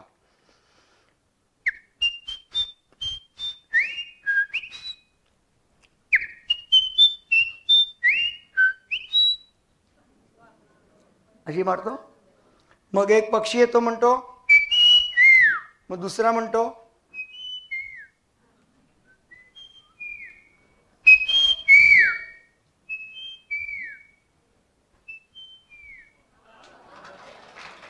म्हणजे तो म्हणतो जणू काही सुखी ठेव. आणि एक बॅबलर नावाचा एक पक्षी आहे तो असं म्हणतो, असं कोकणातले लोक म्हणतात, गोपी गोपी गोपी गोपी तुझी काळी काळी टोपी.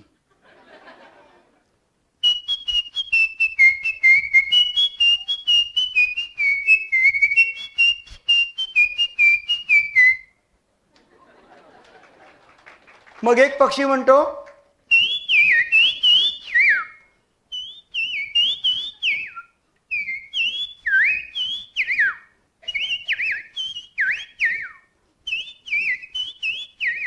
चाय पियो चाय चाय पियो.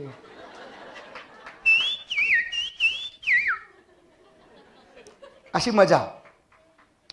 निव्वळ शंख ओढ्याकडनं काय घ्यावं, सतत वाहतं घ्यावं, वाहतं राहणं घ्यावं, पुढे पुढे जात राहावं. आणि कितीही मर्दुमकी गाजवली तरी टिटवीसारखे आपले पाय जमिनीवरती असायला पाहिजेत. पृथ्वी आपल्या मालकीची का हो? आपण पृथ्वीचे आहोत, आपण पृथ्वीसाठी आहोत. आपल्या रोजच्या व्यवहारामध्ये जर का ताटातल्या कोशिंबिरी एवढा निसर्ग आला तर आपली आणि त्याची दोस्ती कशी होईल? नाही होणार. काही जण ना सह्याद्रीमध्ये धबधबे बघायला जातात आणि धबधब्याच्या बाहेर उभं राहतात, म्हणतात अमेझिंग आहे, भिजा की.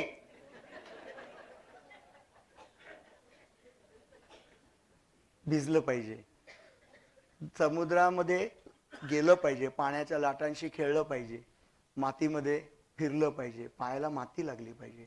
खरं सांगा, उपस्थितांपैकी किती जणांच्या पायाला गेल्या महिन्यामध्ये ओली माती लागली? ओली माती फार कमी, फार कमी, फार कमी. उद्यापासून निर्णय घ्या, दुपारचं जेवण झालं की पायताणं काढून टाकून द्यायची आणि ओल्या मातीमध्ये फिरायचं. खूप छान वाटतं ओल्या मातीमध्ये फिरायचं. आपल्या पायाला ओल्या मातीचा स्पर्श झाला पाहिजे. आपली सगळ्यांची टॉपसॉइल होणार आहे हो, होणार आहे ना, माती होणार आहे ना. मग आपल्या पायाला माती लागत नाही, काहीतरी चुकतंय ना. तर असं नाही झालं पाहिजे. आपल्या पायाला माती लागली पाहिजे, आपण पाण्यात खेळलं पाहिजे. ह्या मुलांना मारू द्या दांड्या, शाळांना काही होत नाही अहो. मस्त मजा करायची, हिंडायचं फिरायचं. आपण सहली काढतो आणि अभयारण्यात जातो, बरोबर आहे की नाही? हा, सहली काढतो, अभयारण्यात जातो, सहली काढतो, चांगली हवा घ्यायला जातो. असं पण आहे ना सध्या, चांगली हवा घ्यायला पुण्यातून बाहेर पडतायत लोक हवा घ्यायला चांगली. तर याचा अर्थ कळलं का काय होतंय? आपण जिथे राहतोय तिथे आपण प्रचंड कल्ला करून ठेवलेला आहे, राडा करून ठेवलेला आहे. आणि दुसरीकडे जातोय आता आपण बोंबलत हिंडायला आणि तिकडे पैसे देऊन वाघ बघतोय. 5-5 हजार रुपये देतात वाघ बघायला, बरोबर आहे ना? जिप्सीला किती? 5 हजार रुपये खर्च करून निसर्ग कशाला बघता? मला कळतच नाहीये, फुकट आहे. मग असं जर का करायचं असेल तर आपल्या घराचा परिसर आपण सुधारला पाहिजे, म्हणजे आपल्या निसर्गाची भेट आपल्या घराच्या जवळ होईल. कळलं? आपलं अंगण समृद्ध केलं पाहिजे, म्हणजे अभयारण्यात जायची गरज नाहीये. आपलं अंगण सुरक्षित राहिलं पाहिजे, अंगण फुललं पाहिजे, दिसलं पाहिजे, म्हणजे आपल्याला जंगलांमध्ये अभयारण्यांमध्ये जायची गरज नाहीये. आमच्या अभयारण्यांमध्ये बरं का गंमत सांगतो तुम्हाला, चालेल ना गंमत सांगितली तर? इथे बसलं तरी चालेल ना? बसू, खरंच बसू? आमच्या अभयारण्यामध्ये एका वर्षामध्ये 45,000 लोक अभयारण्य बघायला येतात. NNTR, Navegaon Nagzira tiger reserve. तर मला एक छंद लागलाय, जेव्हा लोक जातात ना आतमध्ये वाघ बघायला, तेव्हा जेव्हा ते बाहेर येतात ना गेटपाशी, तेव्हा त्यांना न विचारता त्यांच्या चेहऱ्यावरनं ओळखायचं का त्यांनी वाघ बघितलाय किंवा नाही. आणि मी याच्यामध्ये प्रावीण्य मिळवलंय. कसं ओळखायचं तर ज्यांनी वाघ बघितलेला असतो ना, त्यांच्या चेहऱ्याच्या भोवती अक्कलकोटच्या स्वामी महाराजांच्या भोवती जे तेजोवलय असतं, तसं एक तेजोवलय दिसतं. आणि त्याचं नाव मी ठेवलंय व्याघ्र प्रभा मंडल. पंढरीनाथ महाराज की.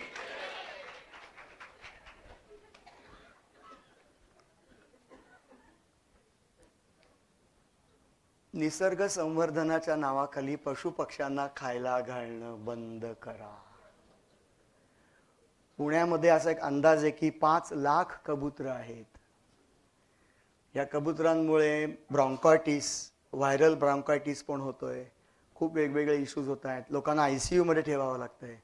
कबुतरांची विष्ठा ड्राय होते आणि तिचे बारीक बारीक तुकडे आपल्या श्वासावाटे, अतिसूक्ष्म तुकडे आपल्या श्वासावाटे शरीरात फुफ्फुसात जातात आणि आपल्याला त्रास होतो.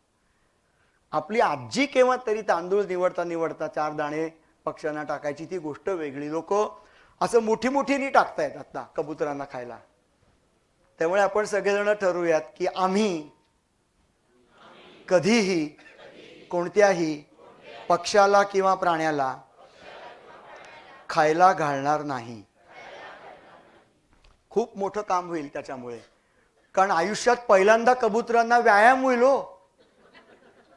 ती बाहेर जातील ना अन्न शोधण्यासाठी, एकत्रच मिळतंय सगळं त्यांना एकाच ठिकाणी. कट्टे झालेत कबुतरांचे, कट्टे. हा भुसारी कॉलनीचा कट्टा, हा मंगळवार पेठेतला कट्टा, हा सोमवार पेठेतला कट्टा, हा डुलक्या मारुतीचा कट्टा, सोन्या मारुतीचा कट्टा, जिलब्या मारुतीचा कट्टा. पुण्यातल्या मारुतींची नावं म्हणजे पण पंढरीनाथ महाराज की जयच आहे. तो तिथे कबुतर येतात आणि त्यांना खायला घालतात. चुकीचं आहे पूर्णपणे. त्यांना चोच जर का दिलेली असेल तर चारा पण दिलेला असतो निसर्गाने, आणि त्यांना माहिती असतं की कुठे चारा आहे आणि ते शोधू शकतात ती कबुतर. त्यामुळे पहिल्यांदा काय होईल तर त्यांना व्यायाम घडेल, ते उडतील, प्रयत्न करतील आणि स्वतःचं अन्न स्वतः मिळवायला सुरुवात करतील. काही जण कबुतरांना किंवा इतर पक्ष्यांना वेगवेगळ्या प्रकारचं अन्न घालतात. प्रोसेस्ड फूड खायला घालतात. ब्रेडचा चुरा टाकतात. शनिवारची रात्रीची राहिलेली साबुदाण्याची खिचडी मोराला फार आवडते. अहो हे काय, काही फाफडा, पक्ष्यांना फाफडा घालतात लोक. शेव, फाफडा, मूग काही घालतात खायला. भात तर कितीतरी जण घालत असतील, उरलेला भात. प्रोसेस्ड फूड अजिबात खात नाहीत पक्षी. जगातला कुठलाच प्राणी किंवा पक्षी प्रोसेस्ड फूड खात नाही. आपल्या देशामध्ये या संबंधी जेवढ्या पॉवरफुली कायदे यायला पाहिजेत तेवढ्या आलेले नाहीयेत. आत्ता आत्ता कबुतरांना खायला घालू नका असे बोर्ड पुण्यात दिसत आहेत, नाही तर 5,000 रुपये दंड आहे. पण कशाला खायला घालायचं? त्यांना स्वतंत्र असू दे, स्वतंत्र उडू देत. आपण मुलाच्या बाबतीत पण म्हणतो की नाही, 21 वर्षाचा घोडा झाला, तुला कशाला खायला घालायला पाहिजे म्हणतो की नाही. म्हणजे काय म्हणायचं असतं आपल्याला, he should or she should earn his or her own bread. बरोबर आहे की नाही? केव्हा तरी आपण त्याला हात बोट सोडायला लावतो की नाही. तर ते झालं पाहिजे, कारण निसर्गाच्या बाबतीत तेच होत असतं. निसर्गामध्ये कधी त्याच्यानंतर स्पून फिडिंग करत नाहीत. पिल्लं मोठी झाली की स्पून फिडिंग नाहीये. पिल्लं मोठी झाली की स्वतंत्र होतात. वाघाची आई तिच्या पिल्लांना 2 ते 2.5 वर्ष बरोबर ठेवते आणि नंतर हाकलते मादी वाघाची पिल्लांना. हाड करते की ती बाहेर जातात. मग ती ट्रान्झियंट होतात. ट्रान्झियंट म्हणजे विपथी.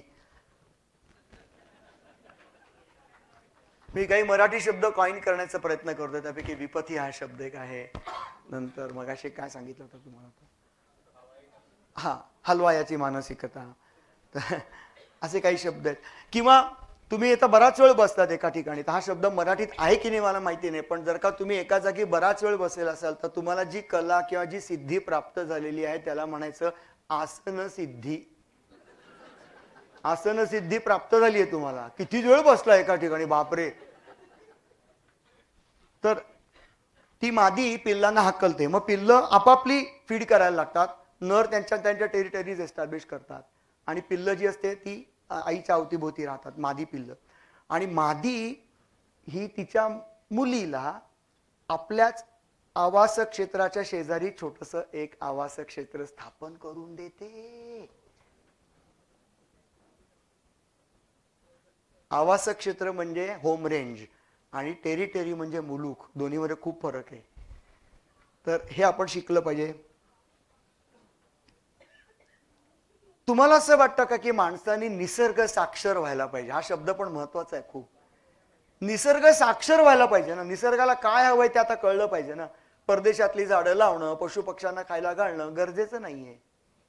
घरामध्ये जर का एकदा पक्षी आला एखादा तर लोक पिंजऱ्यात ठेवतात. कशाला पिंजऱ्यात ठेवतात? सोडून द्या त्याला, त्याच वाटेने तो परत जातो कित्येक वेळेला. पक्षी पाळतात लोक पिंजऱ्यांमध्ये, ते करू नका, काही गरज नाहीये त्याची. आपल्याला पिंजऱ्यात ठेवलं तर कसं वाटेल? एक दिवस जरी पिंजऱ्यात ठेवलं तर आपल्याला कसं वाटेल? बाहेरून लोक आपल्याला बघतायत, कसं वाटेल? कल्पना करून बघा. हे थांबलं पाहिजे. मला असं वाटतं की या डुएबल गोष्टी आहेत, करू शकतो आपण. अशा गोष्टी आहेत ज्या मी आता तुम्हाला सांगितल्या. आता मला एक चारोळीची आठवण झाली, जी मी स्वतः लिहिलेली चारोळी, की चालत टाळ्या वाजवायच्या चारोळीनंतर. आता promise promise promise promise promise आणि न कंटाळता जोरात टाळी वाजवा. टाळी हृदयाला चांगली असते अहो, कार्डिओलॉजिस्ट.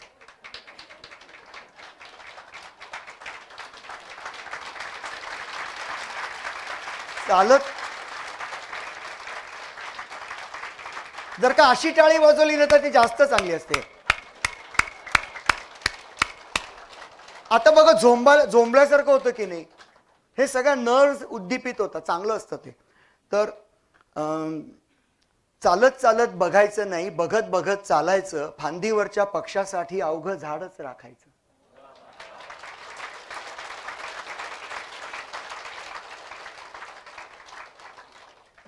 उद्यापासून मला काय अपेक्षित आहे? तुम्ही सगळेजण आलात ना, तुमच्या घराघरामध्ये ना निसर्गाची चर्चा झाली पाहिजे हो. निसर्गाबद्दल बोललं गेलं पाहिजे. आईने म्हणायला पाहिजे झाड बघ काय सुंदर फुललंय. मुलांनी म्हणायला पाहिजे तू बघ पक्षी तिथे आला होता एक. आणि एखाद्या आजोबांनी म्हणलं पाहिजे चल पावसात भिजायला, मस्त पहिला पाऊस येतोय. पहिला पाऊस, टप्पोऱ्या थेंबांचा पहिला पाऊस, मातीवरती पडल्यानंतर येणारा मातीचा सुगंध, काय कुठला डिओन, कुठला फिओ का फॉग, काय किती घाणेरडं आहे. कशाला उडवता अंगावरती? छिद्र बुजतात त्यांनी अंगावरची उडवून. डिओ, फुसफुस, मी त्याला फुसफुस म्हणतो. पहिल्या मातीचा सुगंध घ्या ना, काय सुगंध असतो तो. हा अनुभव प्रत्येकाने घेतला पाहिजे. पहिल्या पावसात भिजलं पाहिजे. पहिल्या पावसात भिजायला द्या. जा ऑफिसला, त्यात म्हणजे सगळं ऑफिसचं काम चालू असताना पाऊस यायला लागला ना तर सांगून टाका तिथे आधीच, मी जाणार आहे भिजायला, काम नंतर बघू. काही होत नाही, तो साहेब पण येईल तुमच्या बरोबर भिजायला. आणि मग दिव्यानं दिवा पेटावा, तसं निसर्ग संरक्षणाचं आणि संवर्धनाचं सत्र सुरू होईल.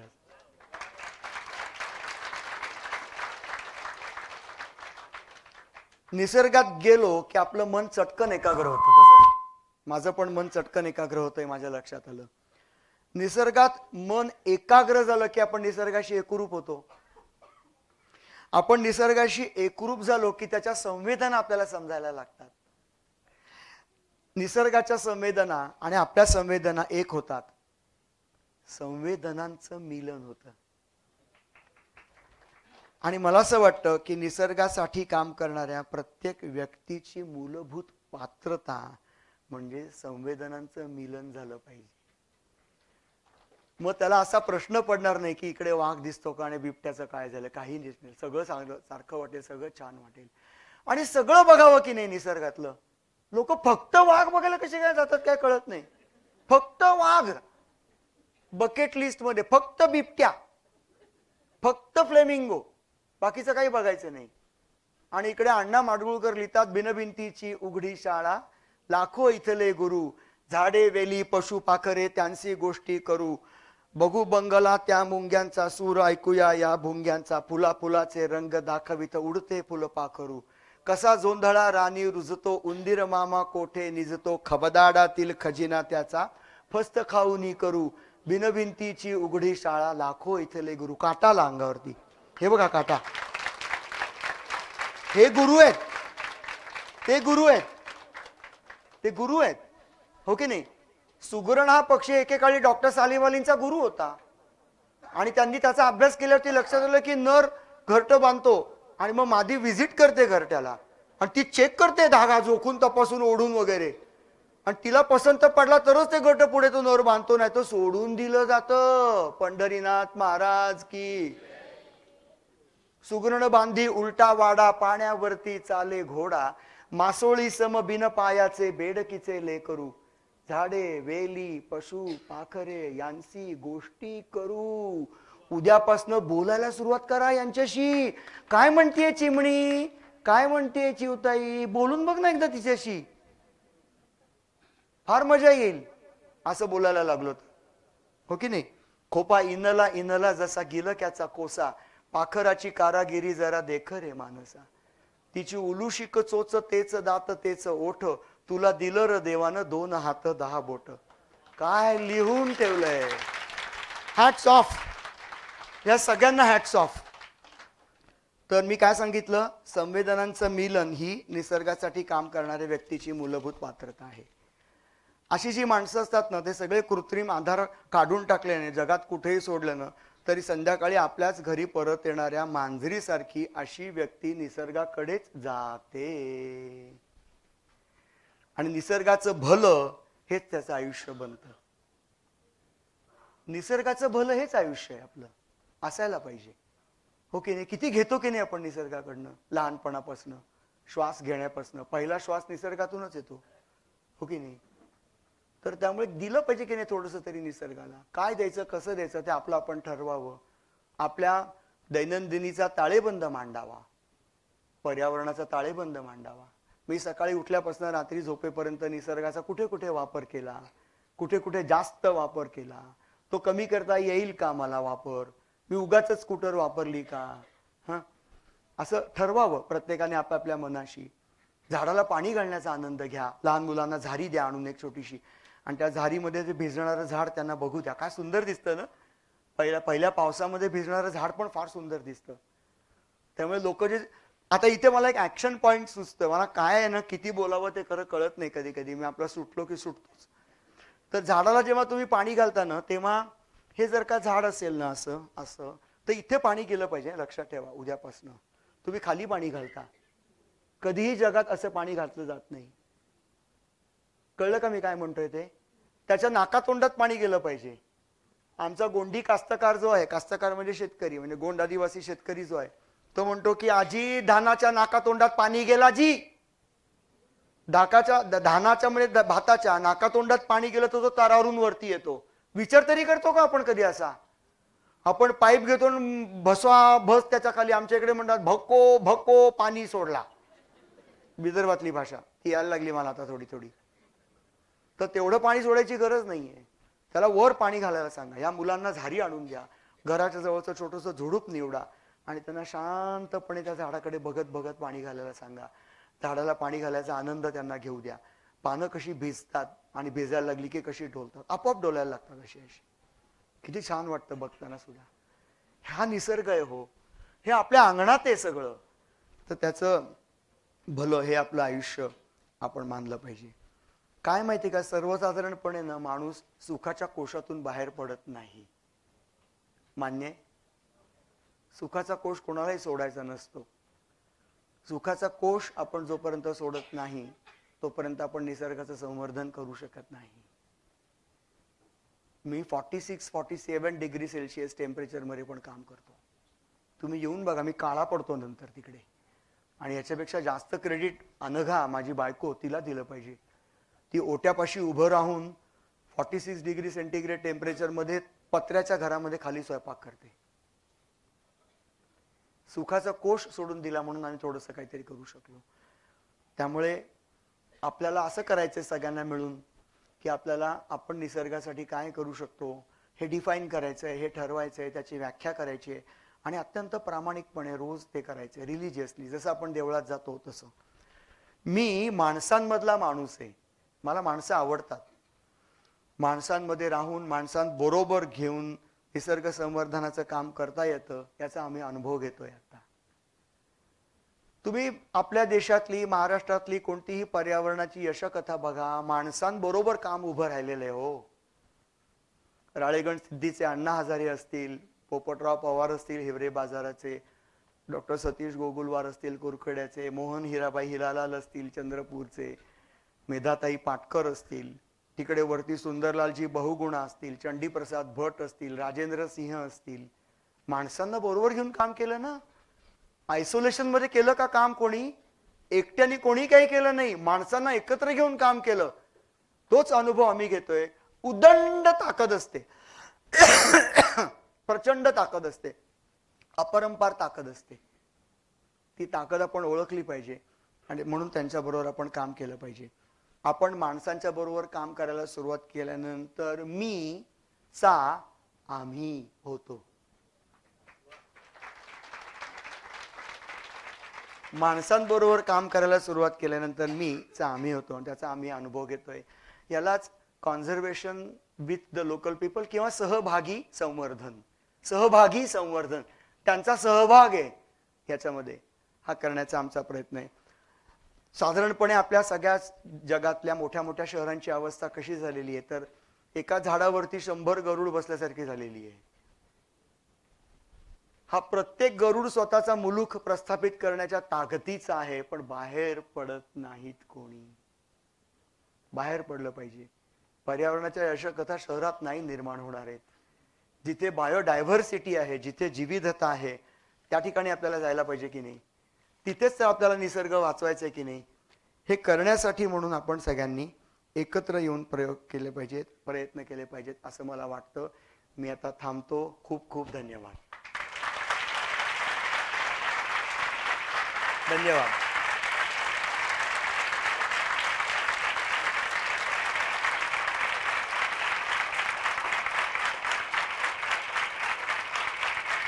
Thank you so much.